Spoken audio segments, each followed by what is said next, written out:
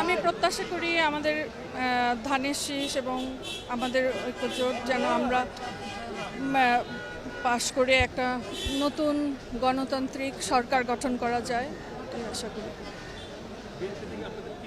এবং আমাদের নেতাকর্মীরা সবাই খুবই দুর্দশাগ্রস্ত অবস্থায় আছেন। আমাদের নেত্রী, ওনার মুক্তি আমাদের সবচেয়ে প্রথমে যাওয়া, এবং আমাদের অনেক নেতাকর্মী, এবং আপনারা সবাই জানেন আমার স্বামীও, উনি রাজনৈতিকভাবে ক্ষতিগ্রস্ত খুব বেশি, এবং আল্লাহ কাছে চাই যে আমাদের সবাইকে আল্লাহ মুক্তি করেন। এই জন্যে আমি ইলেকশন